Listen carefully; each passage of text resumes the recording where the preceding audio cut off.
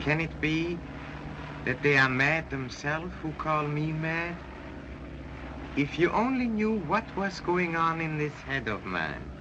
You'd really know when Peter Lorre was in a film, you'd know you were going to be frightened.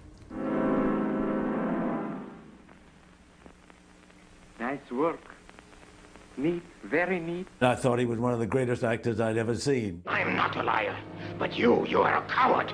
You don't want to hear the truth. You'll always remember the eyes.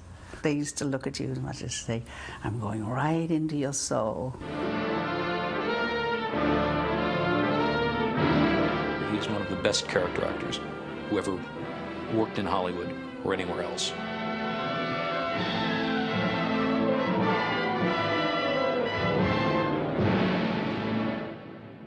His bulging eyes, nasal voice, and convincing renderings of tormented characters forever branded Peter Lorre as the master of menace, the sultan of sinister. In reality, he was a kind, sensitive, cultured man who spent most of his life trying to escape from the shadow of his macabre portrayals. Peter Lorre was born Ladislav Lowenstein on June 26, 1904, in Rosehéy, Hungary. The eldest of 5 children, he learned early in life how to deal with adversity. Peter's father, Alois, was a staunch monarchist with a military background. He worked as a manager of a textile concern in Hungary. Peter's mother, Elvira, from whom he inherited his expressive eyes, unfortunately died when Peter was 4. She died of blood poisoning. Now raising 4 children alone, Alois soon remarried and moved his family to Vienna, Austria, just as war broke out in the Balkans in 1913. Although disinterested in academics, Ladislav loved to paint and read stories about America. School did, however, offer him and his younger brother Francis their first stage experience. My father and he were in some sort of Snow White and the Seven Dwarfs or something when they were still in primary school, so obviously he showed his talents early. Upon graduation, the young actor finally made public what he had known privately for years, that he wanted to become an actor. Unhappy with his son's choice, Ladislav's conservative father pleaded with him to learn a trade, one that could earn him a decent living. Striking a deal, Ladislav agreed to work as a bank teller by day and pursue his acting at night. But the double life soon exhausted the frustrated actor, and he was fired from the bank. Realizing the depth of his son's commitment, Alois finally gave his blessing and allowed Ladislav to immerse himself in the bohemian lifestyle of the early 1920s. He basically lived from cafe to cafe where he could scrounge a cup of coffee, read a newspaper, talk shop. Now 20, the struggling actor joined an experimental theater group whose inspiration came from the teachings of Vienna's leading psychiatrist, Sigmund Freud. In their performances, the troupe explored the psychotherapeutic effects of drama, concepts that suited the introspective and analytical Lowenstein perfectly. Using his large, expressive eyes to project every kind of emotion, Ladislav was immediately respected as a gifted and believable actor. And in one performance, Lorre played a murderer, a knife-wielding murderer who chased a prostitute around the stage. Well, he was so convincing that the people in the audience started yelling at him to stop it, stop it. Early success encouraged the young actor to seek out bigger and brighter opportunities. In 1925, at the suggestion of a friend, 21-year-old Ladislav Lowenstein moved to Berlin and took the stage name Peter Lorre.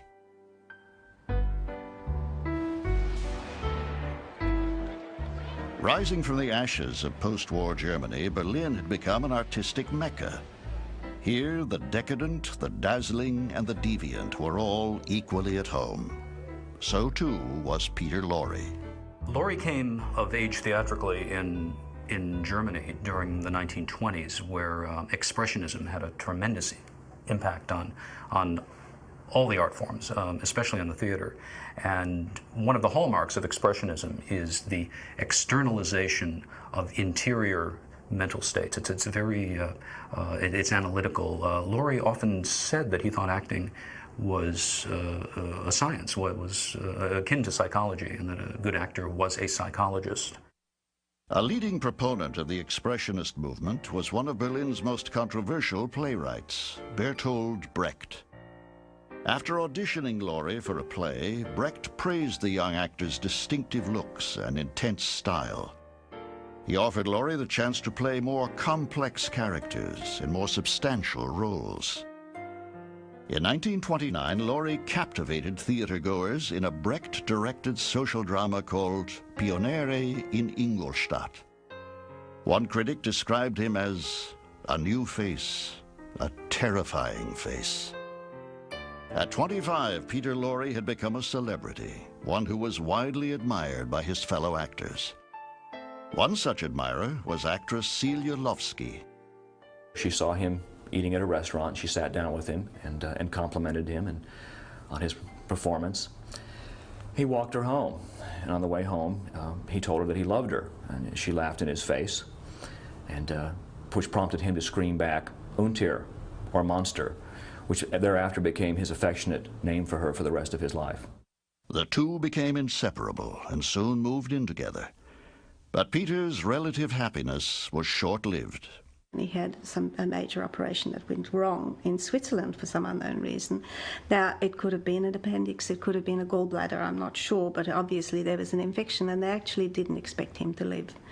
And for about 3 or 4 days it was touch and go, and they started giving him morphine, which was the usual habit in those days. Although still in pain, and despite a growing dependency on morphine, Lorre returned to work. Once again, his intense performances drew the attention of other artists. Among them was Germany's leading filmmaker, Fritz Lang, who, after seeing his work, cast him as the lead in his next film.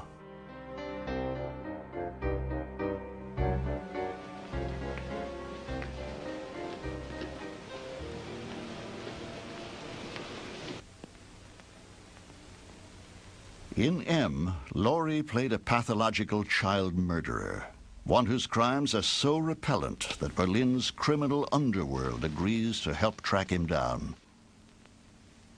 In the film's climactic scene, he pleads with a kangaroo court for his life. Du willst also damit sagen, dass du morden musst? Immer muss ich durch Straßen gehen und immer spüre ich, da ist einer hinter mir her. Das bin ich selber und verfolgt mich. I thought he was one of the greatest actors I'd ever seen because he portrayed this man who was a child molester and murderer, and yet he became very sympathetic, and you were sorry for him. And he captured the quality of a man who was a tortured soul. Uncle. He succeeded, perhaps not consciously, in creating a portrait of the ordinariness of evil in pre-Nazi Germany. There's just there's nothing melodramatic about Lorre's characters. He's absolutely ordinary. He fits in everywhere, and yet he is the carrier of a tremendous evil. The international press hailed Lorre as the world's greatest actor, and the intensity of his horrifying performance had made him a star. But just ahead were real-life horrors that would change the 27-year-old actor's life and the world forever.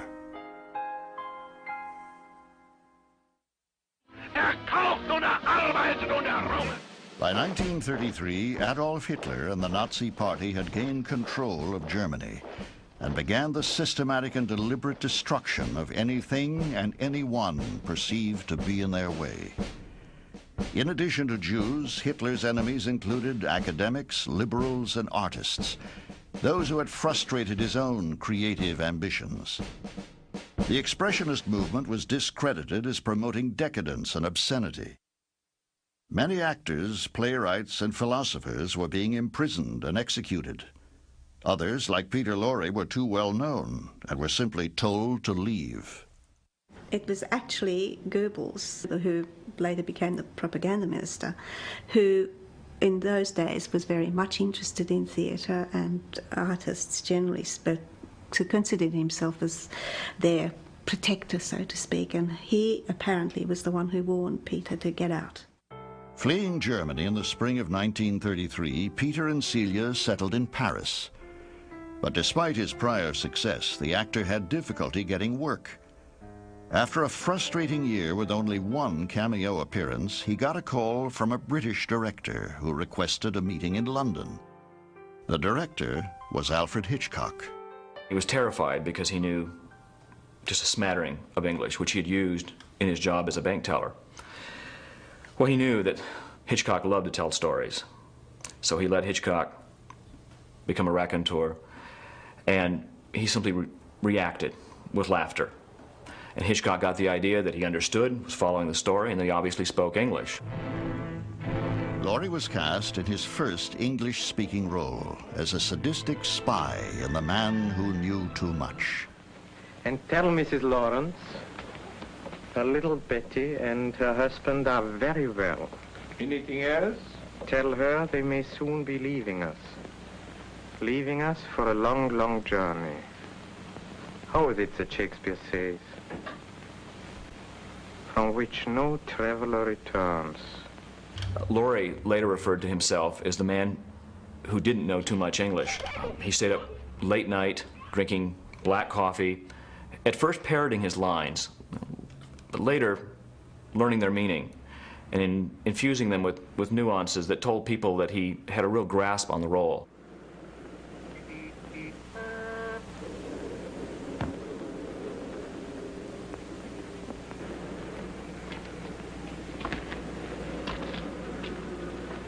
Sorry.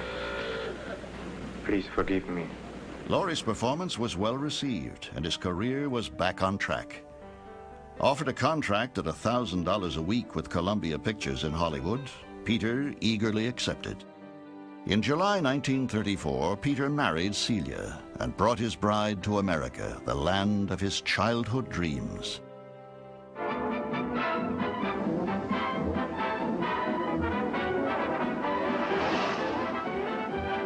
The warm sunshine and glamorous lifestyle of Hollywood was a welcome change from the dark nightmare that had engulfed Europe. The studios were brimming with creative energy, much of it provided by actors, directors, and technicians who, like Lorre, were fleeing Hitler's reign of terror. But Peter's movie contract was not all it appeared to be. The performances that had made him famous had typed him, and producers were unwilling to cast the star of M in other kinds of roles. M stamped Lorre's fate. Afterwards, he was inundated with countless offers to play murderers and psychopaths. Women on the street, when they saw him, would clutch their children to their breast and flee from this actor whose portrayal had been just a little too convincing. After a year of waiting in vain for a part, the desperate actor approached Columbia chief Harry Cohn with the idea of filming Dostoevsky's Crime and Punishment. Cohn agreed with one condition.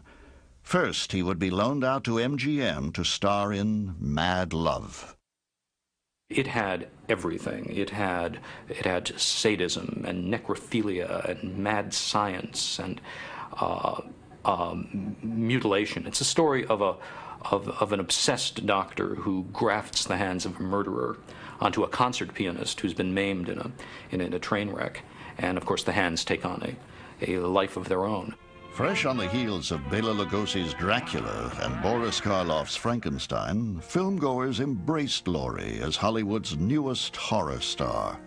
Honoring his promise, Cohn cast Lorre as Raskolnikov in Crime and Punishment.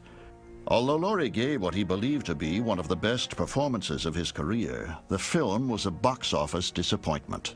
And while it wasn't a bad film, and it was a fairly good adaptation of the Dostoevsky novel, audiences were just not ready to accept Peter as a leading man, unfortunately. And so the picture it was not successful. After only 2 years and just one film, Lorre left Columbia. At issue was the 32-year-old actor's unwillingness to be typecast in what he felt were one-dimensional horror roles. Signing on at the newly formed 20th Century Fox in 1936, Lorre was cast by studio chief Darryl Zanuck as an undercover spy in Crack Up. You know, a man sees nothing because he's wise, or afraid, or stupid. Which are you? Wise as an owl. An owl? You know, an owl in daytime, she can't see, like this. And in nighttime, she can. His performance as a ruthless spy posing as a harmless eccentric gave the actor the chance to play both comedy and drama, a challenge he welcomed. A similar challenge was provided when the Hungarian actor appeared as the Japanese detective Mr. Moto in Fox's follow-up to their enormously successful Charlie Chan series. Look out!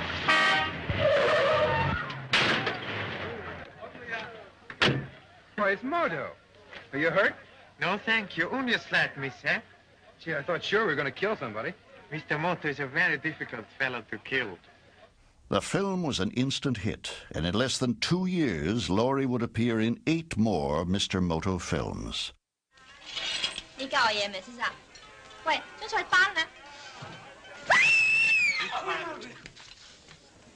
What happened? Mr. Wong is quite dead. When Lorre later spoke of the Mr. Moto series, he said, "I ran away from home to become an actor, not to become Mr. Moto." On the other hand, it gave him great exposure to American audiences. He became a household word. He had to balance those things. Between films, Lorre occupied himself by reading voraciously. He educated himself about art, science, and philosophy. But the actor's appetite was not limited to intellectual pursuits. Leon Ames, who was a co-worker on the Mr. Moto series, said that Peter was on the make for every woman on the lot, and that his typical line was, he'd sidle up to a woman and say, "Do you think you could get used to my body?"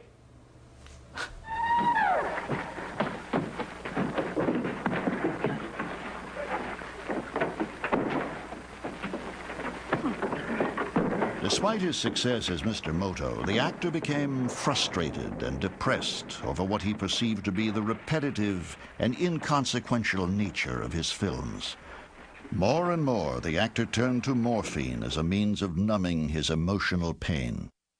Lorre never hid his drug use from his friends and family, but he did a terrific job of keeping it from his co-workers, because they'll tell you how precise and how professional he was.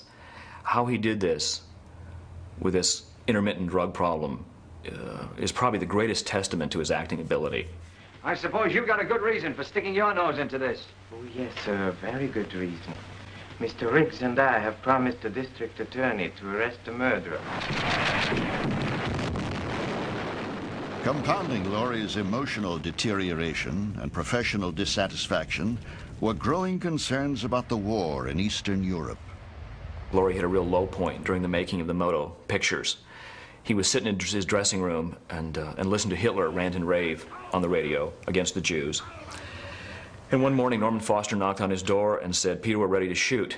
And Peter screamed, "The whole world's falling apart, and you want me to make a picture." Safe in the comfort and luxury of Hollywood, Lorre felt he had abandoned his family in Europe. To assuage his guilt, he participated in the war effort by any means possible.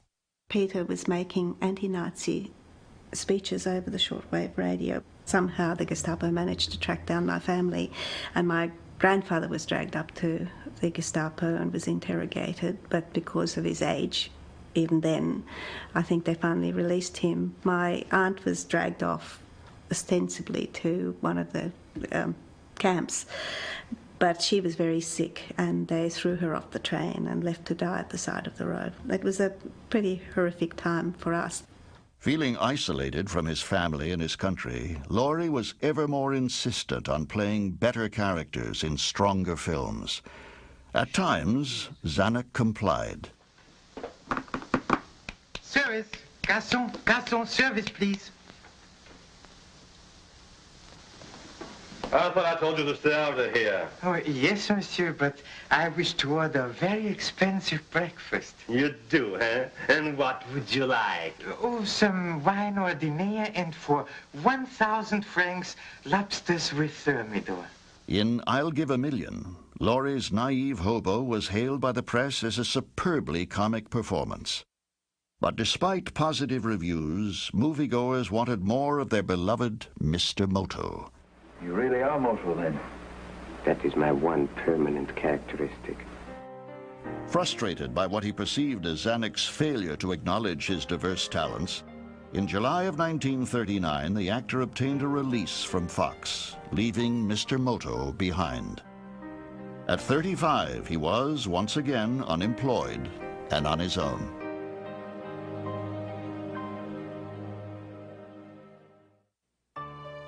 In 1940, Peter Lorre gave in to Hollywood typecasting and appeared alongside Bela Lugosi and Boris Karloff in the critically disappointing comedy thriller You'll Find Out.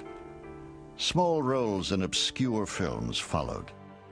But the 35-year-old actor, who had previously proven his range and stature, was about to receive a badly needed career boost. We were talking about a lot more money than this. There are more of us to be taken care of now. Well, that may be, but I've got the Falcon. You may have the Falcon, but we certainly have you.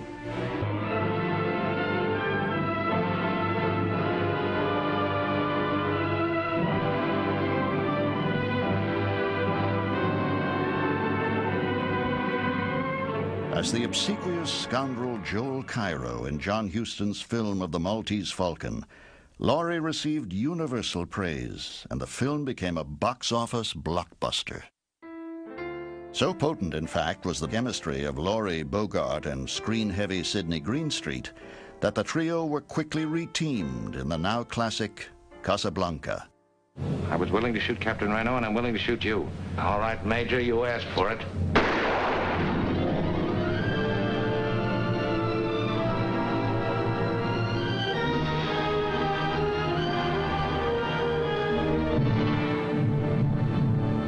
What do you want for Sam?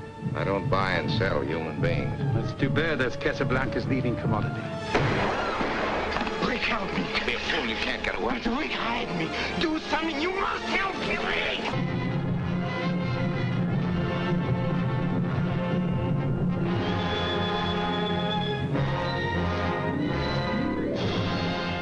Now under contract at Warner Brothers, Lorre was again making quality films and working steadily.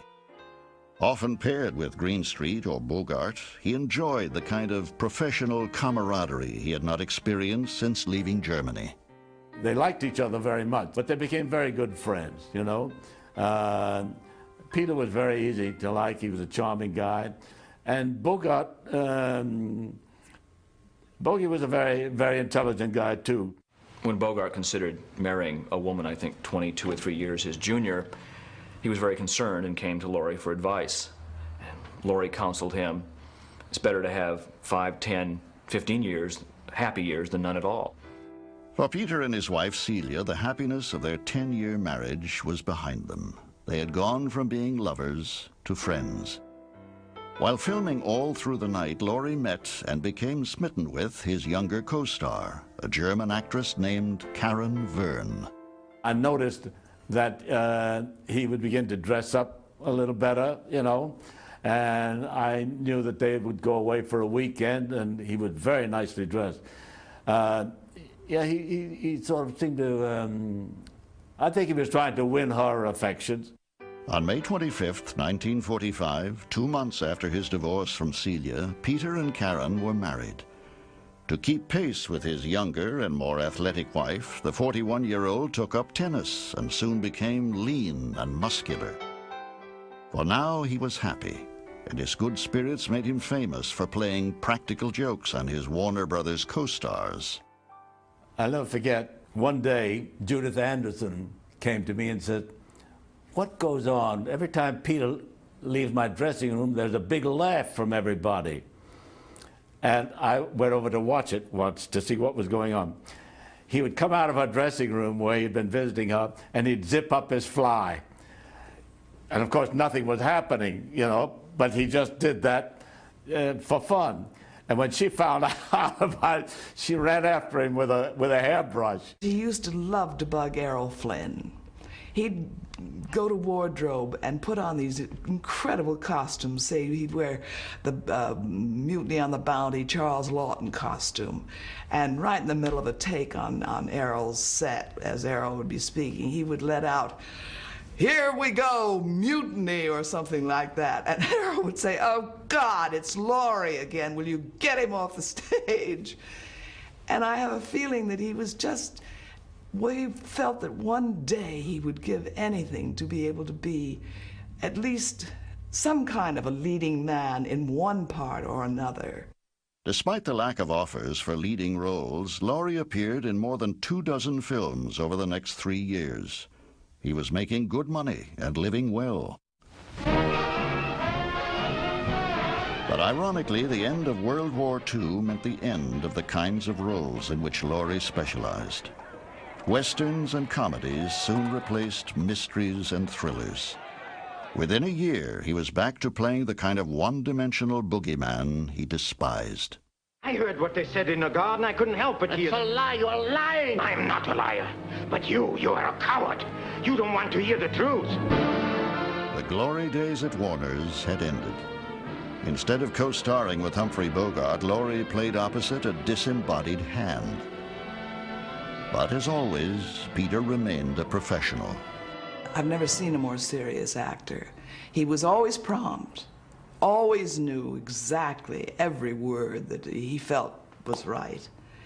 He often had great suggestions because he was so talented that the director would immediately accept. But he knew everything, his lines, his character, the depth of everything that he did was a very serious thing when that camera rolled. Hillary, listen, listen. Can you hear it? The piano. It's the hand playing. It's the hand. You were right all the time. It was Ingram's hand that committed murder. The Beast with 5 Fingers was Lorre's last film with Warner Brothers. In 1946, after 16 films in 5 years, his option was not renewed. And around this time, Sam Stiefel, a business manager who also represented Mickey Rooney, convinced him that if he went independent, he would make more money and could produce, direct, act in his own films. Well, this appealed to Lorre to finally take charge of his career and direct it away from typecasting roles. Peter formed his own company, Lorre Incorporated. But like many actors of his day, he was not a savvy businessman.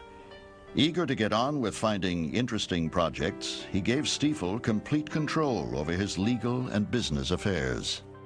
May I help you with your overcoat? Oh, pardon, monsieur, your collar. Yeah, I'm roughing it. Here we are. Thanks, Cuddles. Very amusing. From the beginning, business was bad, and lofty aspirations soon gave way to financial necessity, as Lorre was forced to accept the few film roles he was offered. Fortunately, films were not the actor's only creative outlet. Radio mysteries were thriving, and Lorre's unique and expressive voice placed him in great demand. The way you talk, anybody think you don't even like the poor Like cat. it, huh? Like it. I hate it. I tell you, I hate it. I hate it. I hate it! He threw himself in the performances as if he were giving live performances before a camera or before hundreds of people. At one particular speech, he became so wrapped up in the characterization and the plot that his false teeth flew out. He caught them in midair, put them back in, and kept right on going without a break. Take the dirty hands off. Take your hands off. I want. Did you hear me? I don't like to be pushed around. I just don't. Unfortunately, Peter's experience with Lorre Incorporated was not so stimulating. His constant struggle to find quality material seemed even more fruitless when he discovered that his company had been badly mismanaged.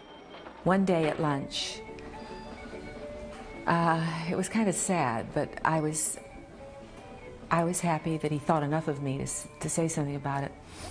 And he said, "Barbara, whatever you do, if you stay in this business and you make a success of it, don't let anyone else sign your checks. And I said, no, I don't think I would do that. He said, you say that now. You get busy and you're going to hand it to someone and have them take care of it. And he said, I shouldn't have to be working now. He said, but I have to because I was wiped out. In May 1949, the 44-year-old actor filed for bankruptcy. After only 3 years, his attempt at independence had failed miserably. Broke and bitter, he decided to leave Hollywood and return to Europe. But what he would find there was not the homeland he had left 15 years before. In June of 1949, Peter and his wife Karen flew to England, where he was to give live readings of poetry and literature. But 4 years of professional and financial problems had seriously damaged the Lorres' already difficult marriage. Within weeks of arriving in London, Karen decided to go home to California. Peter continued to Germany alone. Gone was the bohemian Berlin of Lorre's youth. In its place were bombed-out buildings and refugee camps. Here Lorre saw the destruction of the human spirit reflected in the eyes of the survivors. Overwhelmed by their plight and his own private pain, he again sought refuge in morphine. Checking himself into a German sanitarium, the now divorced actor met a fellow patient named Anne-Marie Brenning. Despite their 18-year age difference, the two began a serious relationship. In 1950, Lorre resolved to make a film addressing Germany's post-war plight. Bolstered by Anne-Marie's emotional support, he decided to write, produce, direct, and star in Der Verlorene, or The Lost One.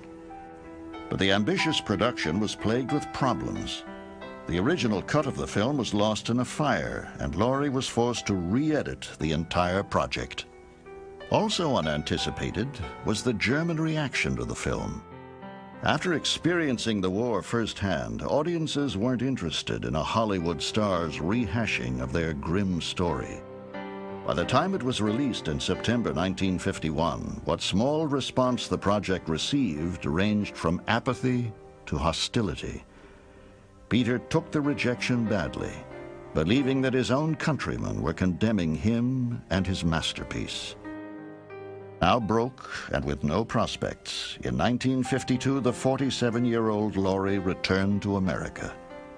It didn't help that Anne-Marie was pregnant and had decided to remain in Germany. Depressed and dejected, the actor spent nearly a year without work until he received a call from an old friend. John Huston knew where Lorre had been, that he had nowhere to go, and he stepped in and saved him by casting him as a rogue, a comic figure in Beat the Devil.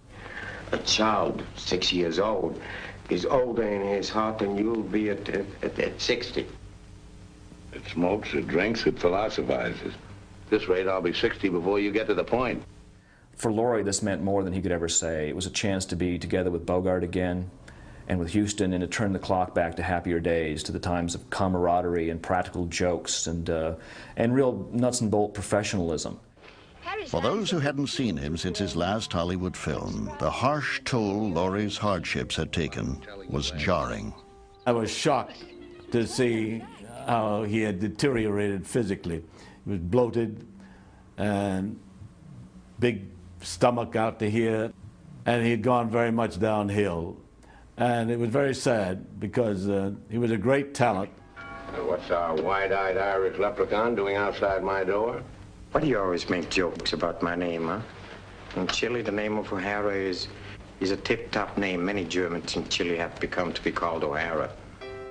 Completing the film, he flew back to Germany to meet his baby daughter, Catherine. He and Anne-Marie were married on July 21st, 1953. For now, his future looked hopeful. He was very, very pleased and very happy. He was absolutely besotted with her. And she looked like him. Her temperament was very much like him. She was also very creative and very artistic. Later that summer, Peter moved his family to Beverly Hills, where new challenges were offered him in the rapidly developing medium of television.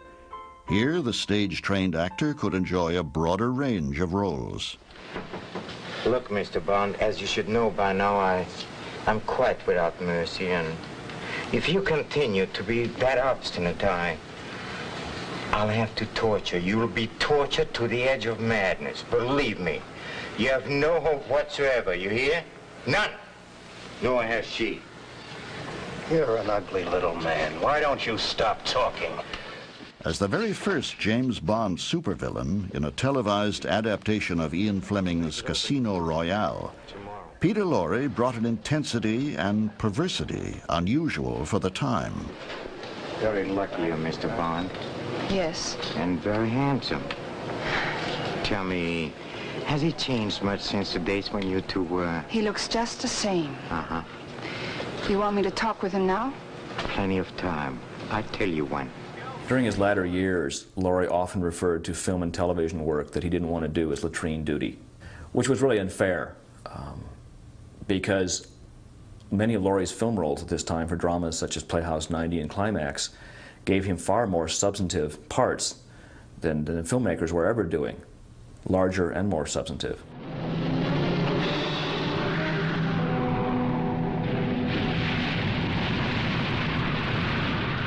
Unlike his TV appearances, Lorre's film roles were mostly limited to parodies of his earlier screen persona. Sure, we're friends. Go ahead. Hit me. Hmm? Hit me. You mean that? Sure, go ahead. You can't miss it. Now we are friends. The former star of Germany's expressionist movement had become a caricature. The man who had terrified adult audiences in M and Mad Love was now delighting children in The Story of Mankind and 5 Weeks in a Balloon. Climb aboard and enjoy the wildest, wackiest air safari of all time. I think what happened to Peter, the sad thing that happened to Peter was that he began to mock himself in a way. And I think he gave up trying to do serious work as an actor. And he saw Hollywood as a place to make money. And as he often said to me, make faces. You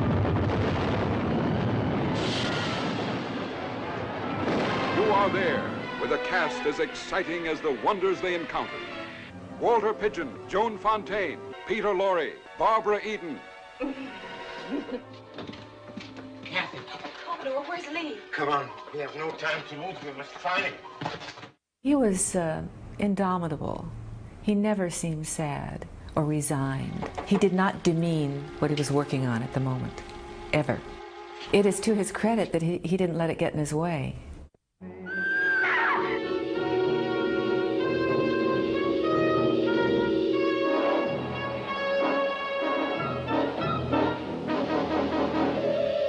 In 1962, Lorre appeared in the first of a series of modestly budgeted horror comedies.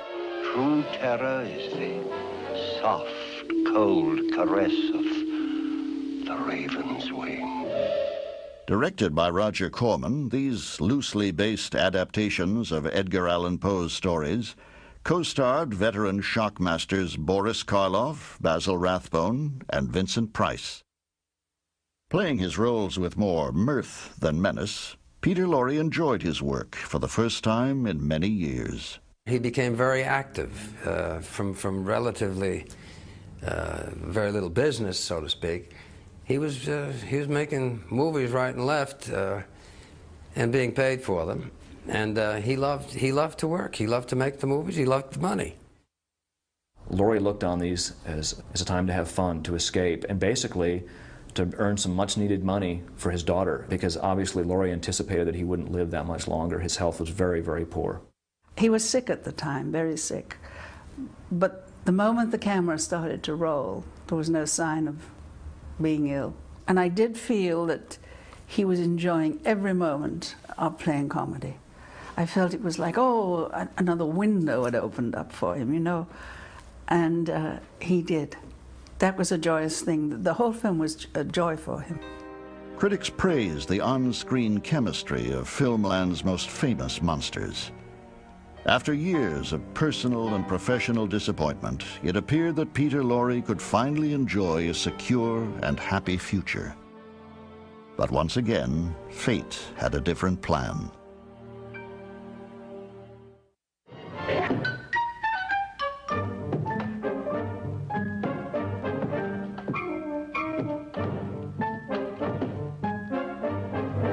Starring Vincent Price, who, inspired by a seductive woman, is overpowered with lust to kill. Peter Lorre, too sensitive for both the life he lives and the lives he takes. Butterfingers. Now in his late 50s, Peter Lorre was making one film a year. On the set, his love of acting kept him motivated. But off the set, he fought chronic fatigue, weakness, and depression. Problems at home added to his unhappiness. His marriage to Anna Marie was not a happy one. She grated on his nerves.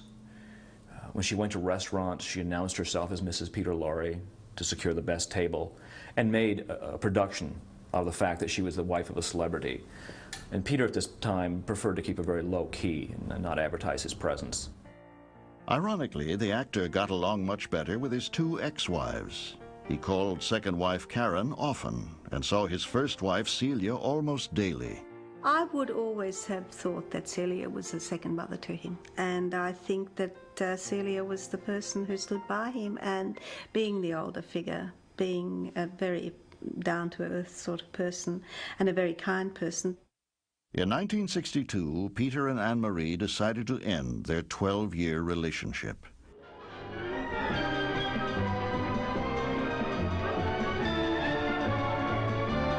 The lovable, gullible innocent who becomes the mark for 6 wily characters in search of their bread and butter.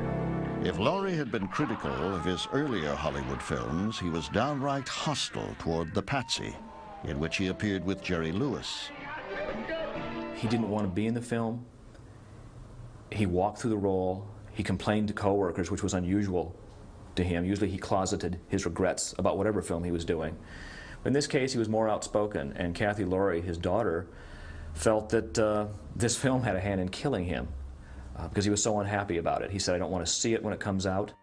On March 23, 1964, just 4 days after completing The Patsy, Peter Lorre died of a heart attack. He was 59 years old. After a 34-year career that included 79 films and dozens of theatrical, radio, and television performances, Lorre's death meant the loss of a gifted and generous artist and the passing of one of the screen's true originals. Tragic, his career, I think. In the end, just tragic. It shouldn't have been that way. In a different world, in a different society, we would have had greater appreciation of his talent and his ability. It never ceases to amaze me that to this day he is still remembered. There was something about him on film, this sort of creative spirit. I think of Peter Lorre as warm, giggling, mischievous, a fabulous actor to work with. Peter Lorre's legacy is perhaps best demonstrated by the fact that people who've never seen one of his films know who he is. They know what that voice is. They know what that voice means. They know what he looks like. I miss him terribly. Oh. And there's no one else like him. There are many people who can be replaced in this town, but nobody can replace Peter.